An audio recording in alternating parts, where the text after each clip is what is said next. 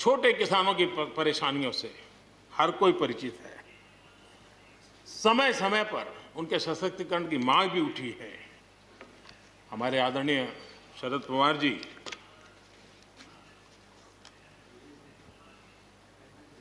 और कांग्रेस के भी हर किसी ने, हर सरकार ने कृषि सुधारों की वकालत की है।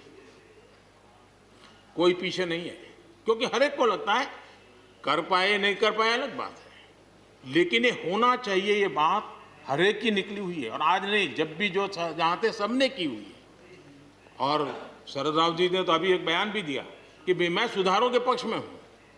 ठीक है, पद्धति के संबंध में उनके मन में सवाल है, लेकिन सुधारों का विरोध नहीं किया है। और इसलिए मैं समझता हूं कि हमें इस विषय में हमारे साथी श्रीमान सिंधिया जी ने बहुत ही अच्छे ढंग से कई पहलुओं पर इस कानून को लेकर के यहाँ पर ये सारी बातें पिछले 2 दशक से लगातार चल रही है, हर फोरम में चली है। ऐसा नहीं है कि कोई हमारे आने के बाद हर ने कहा है और हर एक को लगा कि अब समय आ गया, हो जाए, अब समय आ गया। ये ठीक है, फुट स्टॉप कॉमा कोई इधर उधर हो सकता है, कोई ये दावा नहीं कर सकता है कि भाई हमारे समय की सोच बहुत ही बढ़िया थी। मैं भी दावा नहीं कर सकता हूं कि हमारे समय की सोच बढ़िया है, 10 साल के बाद कोई नई सोच आ ही नहीं सकती। ऐसा नहीं होता है जी। ये समाज जीवन परिवर्तनशील होता है।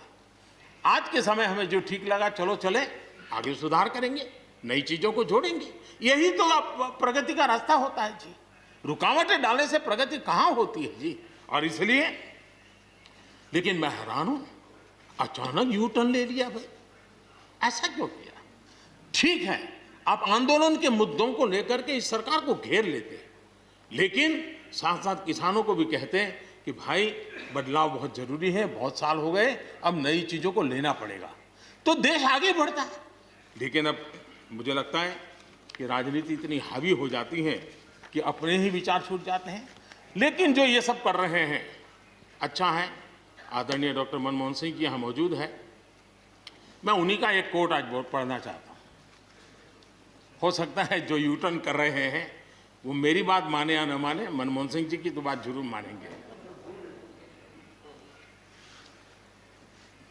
There are other rigidities because of the whole marketing regime set up in the 1930s, which prevent our farmers from selling their produce where they get the highest rate of return. It is our intention to remove all those handicaps which come in the way of India realizing its vast potential as one large common market. ये आदरणीय मनमोहन सिंह जी का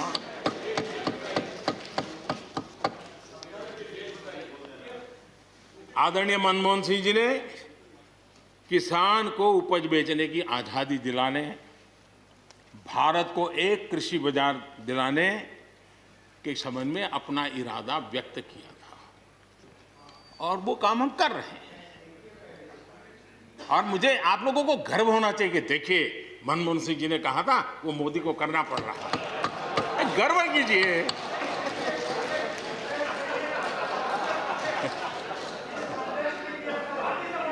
please.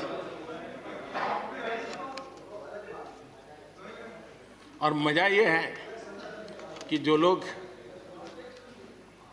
Political बयानबाजी करते हैं उछल उछल करके, उनके राज्यों में भी जब उनको मौका मिला है, इसी में से आधा अधूरा कुछ न कुछ किया ही किया है। हर किसी ने, यहाँ जो विरोध में दल है उनकी भी जहाँ सरकारें हैं वहाँ आधा अधूरा कुछ न कुछ तो किया ही है, क्योंकि उनको भी मालूम है रास्ते का रास्ता तो यही है। और मैंने देखा इस चर्चा में लॉ का जो स्पिरिट है उस पर किसी की चर्चा नहीं हुई है। शिकायत दिया गया तरीका ठीक नहीं था, जल्दी कर दिया, इसको नहीं पूछा, ये रहता है। वो तो परिवार में शादी होती है तो भी फूफी नाराज होकर के कहती है मुझे कहाँ बुलाया, वो तो रहता है। इतना बड़ा बड़ा परिवार है तो रहता ही है।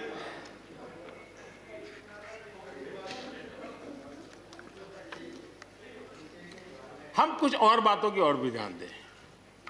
अब देखिए, दूध उत्पादन, किसी बंधनों में बंधा हुआ नहीं है, न पशुपालक बंधनों में बंधा हुआ है, न दूध बंधनों में बंधा हुआ। लेकिन मजा देखिए, दूध के क्षेत्र में या तो प्राइवेट या कोऑपरेटिव, दोनों ने एक ऐसी बड़ी मजबूत चेन बनाई है, दोनों मिलकर के इस काम को कर रहे हैं और एक बेहतरीन सप्लाई चेन हमारे देश में बनी है। इसको हमने जो अच्छा है उसको, और ये मेरे काल में नहीं बना है, आप भी इसका गर्व कर सकते हैं, मेरे काल से पहले बना हुआ है, हमें गर्व करना चाहिए।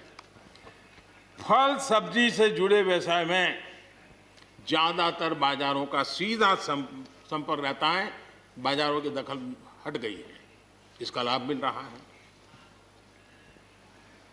क्या डेयरी वाले, फल सब्जी खरीदने वाले उद्यमी, पशुपालकों की किसान, क्या जमीन पर कब्जा हो जाता है उनका? पशुपालन पर, पशु पे कब्जा हो जाता है? नहीं होता, दूध बिकता है, पशु नहीं बिकता है जी। हमारे देश में डेयरी उद्योग का योगदान कृषि अर्थव्यवस्था के कुल मूल्य में 28% से भी ज्यादा है। यानी इतना बड़ा हम एग्रीकल्चर की चर्चाएं करते हैं, इस पहलू को हम भूल जाते हैं। 28% कंट्रीब्यूशन है और करीब करीब 8 लाख करोड़ रुपयों का कारोबार है। जितने रुपए का दूध होता है उसका मूल्य अनाज और दाल दोनों मिला ले तो उससे ज्यादा है। हम कभी इस तरफ देखते ही नहीं है।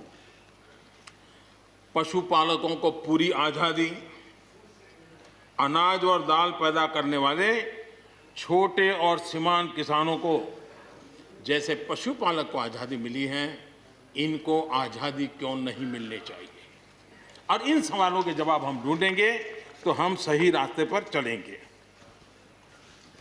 आदरणीय सभापति जी, ये बात सही है, जैसा हम लोगों की स्वभाव रहा है, घर में भी थोड़ा सा भी परिवर्तन करना हो तो घर में भी एक तनाव शुरू है। चेयर यहाँ क्यों रखी, टेबल यहाँ क्यों रखा, घर में भी होता है। इतना बड़ा देश है और जिस प्रकार की परंपराओं से हम पले बढ़े हैं, तो ये मैं स्वाभाविक मानता हूँ। जब भी कोई नई चीज़ आती है तो थोड़ा बहुत रहता ही है हमारे यहाँ, क्योंकि असमंजस की स्थिति भी रहती है। लेकिन जरा वो दिन याद कीजिए जब हरित क्रांति की बातें होती थी। हरित क्रांति के समय जो कृषि सुधार हुए, तब भी जो आशंकाएं हुई, जो आंदोलन हुए, ये वेल डॉक्यूमेंटेड है और ये देखने जैसा है। कृषि सुधार के लिए सख्त फैसले लेने के उस दौर में शास्त्री जी का हाल ये था कि अपने साथियों में से कोई कृषि मंत्री बनने को तैयार नहीं होता था, क्योंकि लगता था कि ऐसा है हाथ जल जाएंगे और किसान नाराज हो जाएंगे तो मेरी तो राजनीति समाप्त हो जाएगी। ये शास्त्री जी के समय की घटनाएं हैं। और अंत में शास्त्री जी को सी सुब्रमण्यम जी को कृषि मंत्री बनाना पड़ा था और उन्होंने रिफॉर्म्स की बातें की। योजना आयोग ने भी उसका विरोध किया था। मजा देखिए, योजना आयोग ने भी विरोध किया था। वित्त मंत्रालय सहित पूरी कैबिनेट के अंदर भी विरोध का स्वर उठा था। लेकिन देश की भलाई के लिए शास्त्री जी आगे बढ़े और लेफ्ट पार्टी जो आज भाषा बोलते हैं ना, वही उस समय बोलते थे। वो यही कहते हैं, अमेरिका के इशारे पर शास्त्री जी ये कर रहे हैं, अमेरिका के इशारे पर कांग्रेस ये कर रही है। सारा जितना आज मेरे खाते में जमा है ना, वो पहले आपके यहाँ बैंक में अकाउंट में था। सब कुछ अमेरिका के एजेंट कह दिया जाता था हमारे नेता, कांग्रेस के नेताओं को।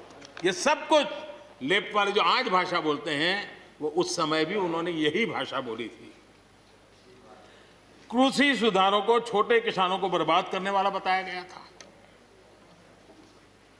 देश भर में हजारों प्रदर्शन आयोजित हुए थे, बड़ा मूवमेंट चला था।